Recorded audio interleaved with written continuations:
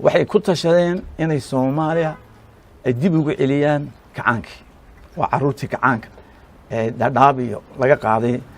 xiriyaha qaxoontiga ee Kenya oo wax ku soo bartay halkaa oo ciil qaba waxay isticmaalayaan laba arrimood mid waa mid lacag ba isticmaalayaan ee wadamo shisheeye ka heliyaan mid waxay isticmaalayaan nabad sugidii wadamada dictatorska iyo ciidamo shisheeye waa taasi keentay in baydhaba 15 qof ay ku dilaan qofkii doonaya ay saaraan ninkii dadku doonaya xiraan wata keentay in maalin kasta xamar ay dadka ku laayaan dadka bajaajka wada ku laayaan